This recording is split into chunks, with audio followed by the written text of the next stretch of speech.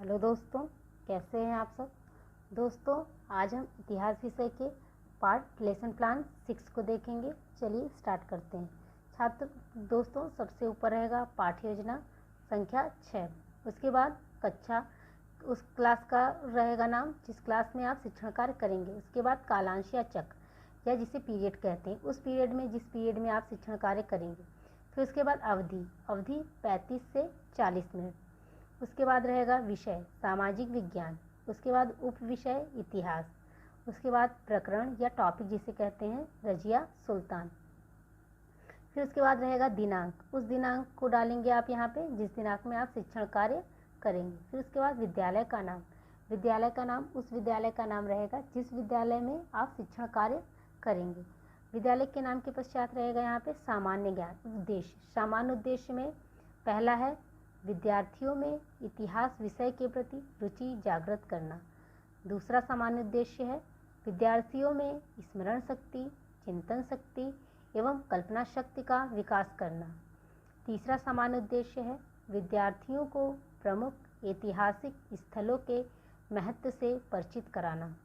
चौथा सामान्य उद्देश्य है विद्यार्थियों में विश्व बंधुत्व की भावना का विकास करना। पांचवा सामान्य उद्देश्य है विद्यार्थियों को मानव जाति के विभिन्न क्रियाकलापों से अवगत कराना। छठवां सामान्य उद्देश्य है विद्यार्थियों को विश्व की प्रमुख सभ्यताओं से परिचित कराना। सामान्य उद्देश्य के पश्चात आएगा विशिष्ट उद्देश्य। विशिष्ट उद्देश्य में दो हैं, विशिष्ट उद्देश्य के पक्ष और अपेक्षित व्यवहारगत परिवर्तन। विशिष्ट उद्देश्य के 4 पक्ष हैं, ज्ञानात्मक, कौशलात्मक, अनुप्रयोगात्मक और कौशलात्मक।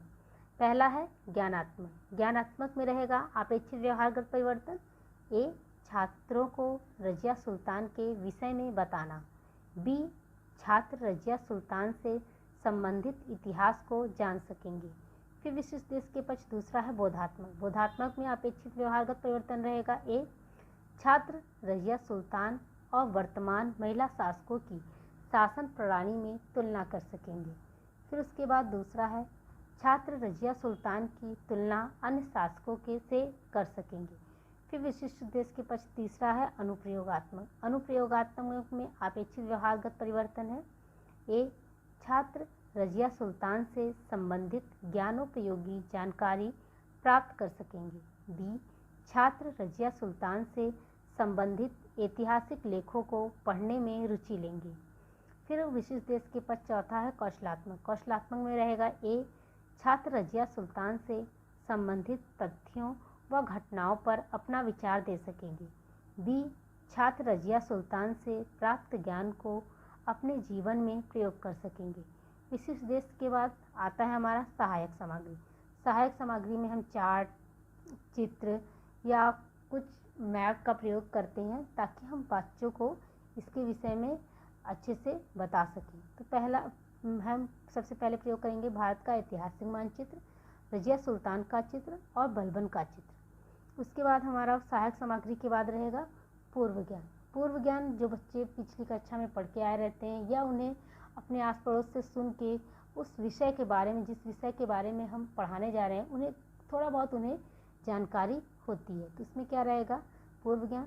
छात्र रजिया सुल्तान के विषय में सामान्य जानकारी रखते हैं। और इसके बाद हमारा रहेगा प्रस्तावना। प्रस्तावना में सबसे पहले रहेगा छात्राध्यापक क्रियाएं, फिर विद्यार्थी क्रियाएं, फिर शिक्षण विधि या सहायक सामग्री, फिर श्यामपट्ट कार्य। प्रस्तावना में हम सबसे पहले प्रस्तावना प्रश्न पूछेंगे। प्रस्तावना प्रश्न की विशेषता ये होती है कि ये जिगजैग मोशन में होते हैं। जिगजैग मोशन का मतलब है कि ये पहले प्रश्न का जो उत्तर आएगा उसी से हम दूसरा प्रश्न बनाएंगे और दूसरे प्रश्न का जो उत्तर आएगा उसी से हम तीसरा प्रश्न बनाएंगे और तीसरे प्रश्न का जो उत्तर आएगा उसी से हम चौथा प्रश्न बनाएंगे। तो चलिए देखते हैं। प्रस्तावना में छात्राध्यापक का पहला प्रश्न प्रस्तावना प्रश्न पूछेंगे छात्रों से। छात्रों, हम किस देश के निवासी हैं? छात्र उत्तर देंगे भारत के। फिर दूसरा प्रश्न पूछेंगे छात्राध्यापक छात्रों से। छात्रों, भारत की राजधानी क्या है? छात्र उत्तर देंगे दिल्ली।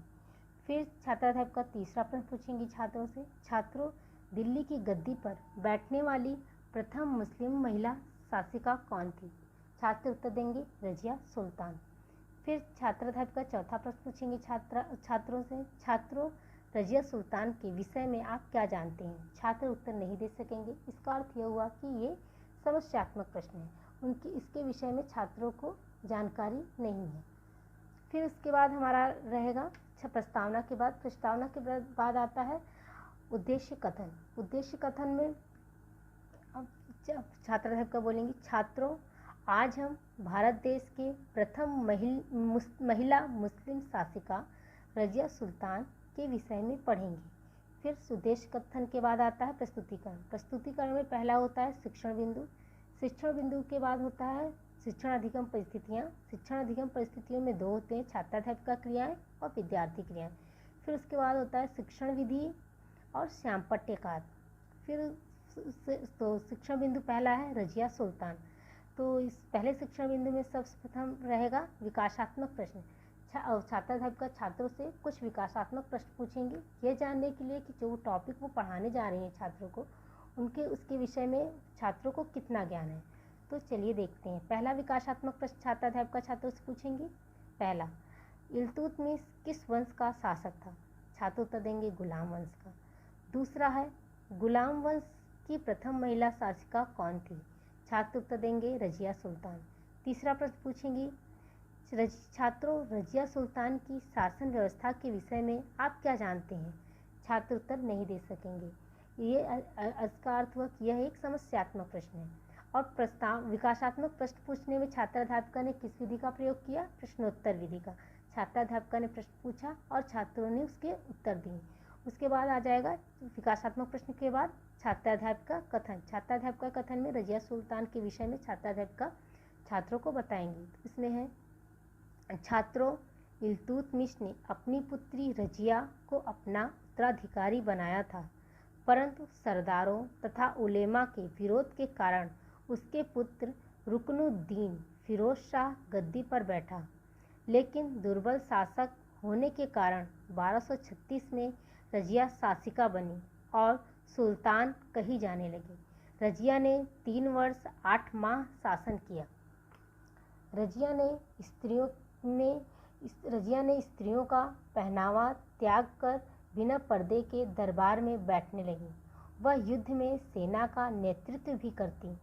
अमीरों को शीघ्र पता लग गया कि रजिया उनके हाथों की कठपुतली बनने को तैयार नहीं थी। तुर्क सरदार भी किसी महिला के अधीन कार्य करने को तैयार नहीं थे। उन्होंने षड्यंत्र से रजिया को गद्दी से हटा दिया। अंततः 1240 ईस्वी में कैथल हरियाणा में रजिया की हत्या कर दिया गया। रजिया के बाद उसका एक भाई एवं 2 भतीजे बारी बारी से सुल्तान बने, जो अयोग्य थे। अतः इल्तुतमिश के पौत्र नासरुद्दीन महमूद को दिल्ली का सुल्तान बनाया गया। 40 तुर्की सरदारों का दल इस समय अत्यधिक शक्तिशाली हो गया था। वे जिसे चाहते उसे गद्दी पर बैठाते, वे जिसे चाहते उतार देते थे। महमूद ने बलबन को अपना नायाब बनाया। बलबन ने धीरे धीरे अपनी स्थिति सुदृढ़ की और एक शक्तिशाली सरदार बन गया। 1265 ईस्वी में नासिरुद्दीन महमूद के बाद बलबन दिल्ली सल्तनत की गद्दी पर बैठा। इसी के साथ हमारे पहले शिक्षण बिंदु का छात्राध्यापिका का कथन समाप्त होता है और इसमें हम विद्यार्थी क्रियाओं में लिखेंगे। विद्यार्थी छात्राध्यापिका द्वारा दिए गए कथन को ध्यान से सुनेंगे एवं समझेंगे। और शिक्षण विधि में लिखेंगे व्याख्यान एवं कथन विधि। और श्यामपट्ट कार्य में लिख रहेगा कि 1236 ईस्वी में रजिया दिल्ली की शासिका बनी। दूसरा, रजिया ने 3 वर्ष 8 माह शासन किया।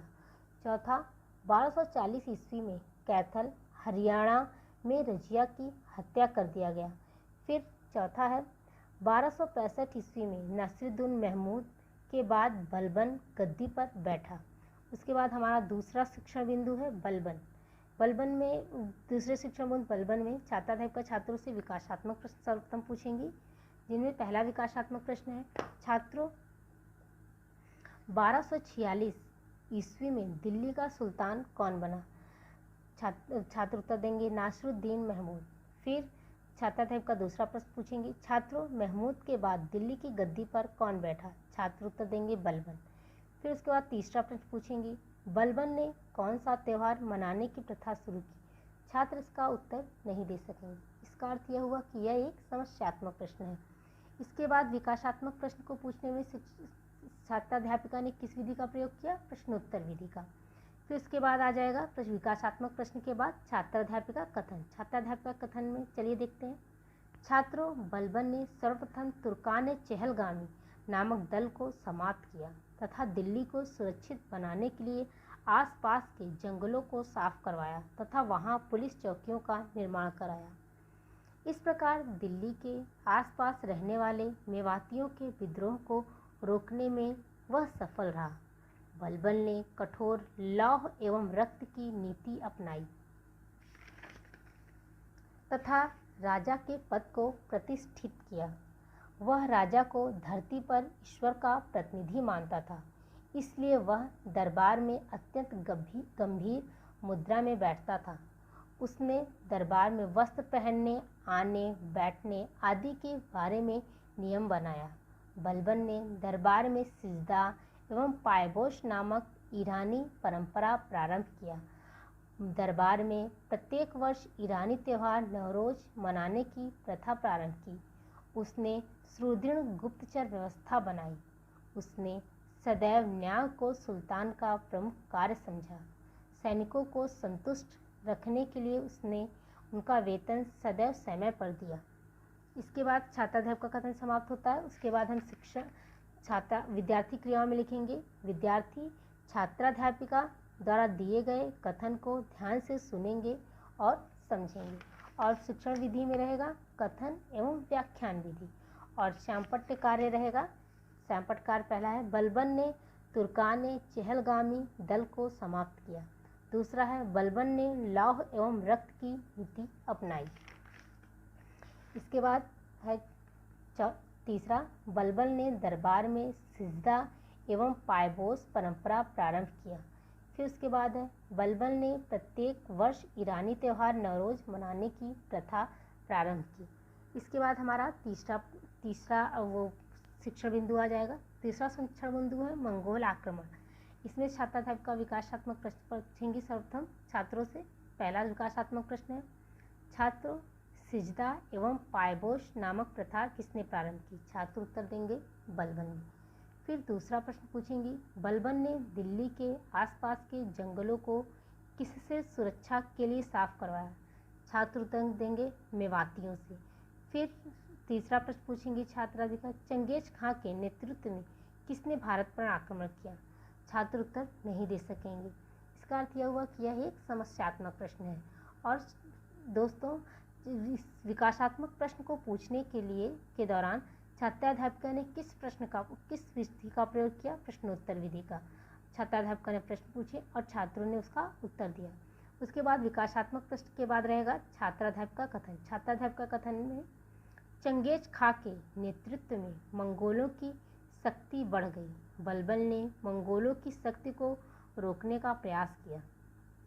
13वीं शताब्दी के प्रारंभ में एशिया और यूरोप में मंगोल आक्रमणकारियों की लहर सी आई थी।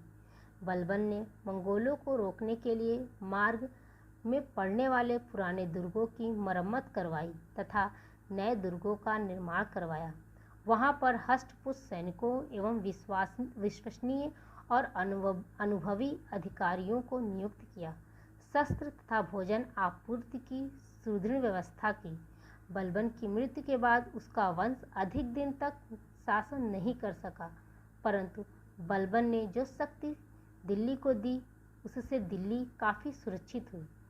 इस छात्राध्यापक का कथन यहाँ समाप्त होता है। उसके बाद हम विद्यार्थी क्रियाओं में लिखेंगे। विद्यार्थी छात्राध्यापिका द्वारा दिए गए कथन को ध्यान से सुनेंगे एवं समझेंगे। उसके बाद शिक्षण विधि में रहेगा व्याख्यान एवं कथन विधि। और श्यामपट्ट कार्य में रहेगा चंगेज खां के नेतृत्व में मंगोलों की शक्ति बढ़ गई। फिर उसके बाद हमारा रहेगा इसी के साथ ही हमारा जो है प्रस्तुतिकरण समाप्त होता है। प्रस्तुतिकरण के बाद आता है बोधात्मक प्रश्न। बोधात्मक प्रश्न छात्राध्यापिका यह जानने के लिए पूछती हैं छात्रों से कि उन्होंने जो पढ़ाया वो छात्रों को कितना समझ में आया है। तो बोधात्मक प्रश्न में पहला छात्राध्यापक छात्रों से प्रश्न पूछेंगी। पहला प्रश्न है, छात्रों इल्तुतमिश ने किसे अपना उत्तराधिकारी बनाया? छात्र उत्तर देंगे अपनी पुत्री रजिया सुल्तान को। फिर दूसरा प्रश्न है, छात्रों नासिरुद्दीन महमूद के बाद कौन दिल्ली पर की गद्दी पर बैठा? तो छात्र उत्तर देंगे बलबन। फिर तीसरा प्रश्न है, छात्रों तुर्कान चहलगामी में सरदारों की संख्या कितनी होती थी? छात्र उत्तर देंगे 40। फिर चौथा प्रश्न है, छात्रों इल्तुतमिश के पुत्र का क्या नाम था? छात्र उत्तर देंगे रुकनुद्दीन फिरोज शाह।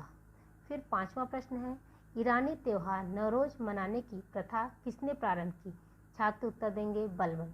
फिर बोधात्मक प्रश्न के बाद हमारा श्यामपट्ट सारांश आ जाएगा।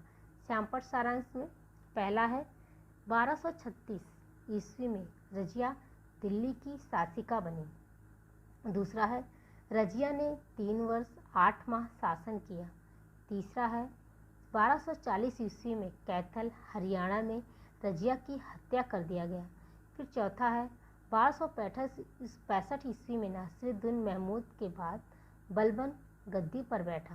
फिर पांचवा है, बलबन ने तुर्कान चहलगामी दल को समाप्त किया। फिर छठवां है, बलबन ने लौह एवं रक्त की नीति अपनाई।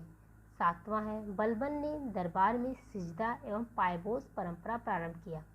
फिर आठवां है, बलबन ने प्रत्येक वर्ष ईरानी त्यौहार नवरोज मनाने की प्रथा प्रारंभ की। फिर नौवां है, चंगेज खां के नेतृत्व में मंगोली की शक्ति बढ़ गई। फिर श्यामपट्ट सारांश के बाद आएगा निरीक्षण काल। निरीक्षण काल में रहेगा, छात्राध्यापिका विद्यार्थियों से श्यामपट्ट सारांश पुस्तिका पर लिखने का निर्देश देकर स्वयं कक्षा का निरीक्षण करेंगी। निरीक्षण कार्य के बाद आता है पुनरावृत्ति प्रश्न। पुनरावृत्ति प्रश्न में छात्राध्यापिका छात्रों से प्रश्न पूछेंगी, छात्रों रजिया सुल्तान ने कितने समय तक शासन किया? फिर दूसरा प्रश्न है, छात्रों सिजदा एवं पायबोश नामक ईरानी परंपरा किसने प्रारंभ किया था? फिर तीसरा प्रश्न है, छात्रों बलबन किस वर्ष दिल्ली की गद्दी पर बैठा? फिर चौथा प्रश्न पूछेंगी, छात्रों इल्तुतमिश की पुत्री का क्या नाम था? फिर पांचवा प्रश्न है, रजिया सुल्तान की हत्या किस वर्ष की गई थी? पुनरावृत्ति के प्रश्न के बाद आता है गृह कार्य। छात्राध्यापिका छात्रों को गृह कार्य देंगी। पहला प्रश्न है जिसमें रजिया सुल्तान की हत्या किस स्थान पर की गई थी? दूसरा है, तुर्कान चहलगामी दल को किसने समाप्त किया था? फिर तीसरा प्रश्न है, नासिरुद्दीन महमूद के बाद दिल्ली की गद्दी पर कौन बैठा था? तो दोस्तों इसी के साथ ही हमारा जो लेसन प्लान नंबर 6 है वो समाप्त होता है। चलिए धन्यवाद।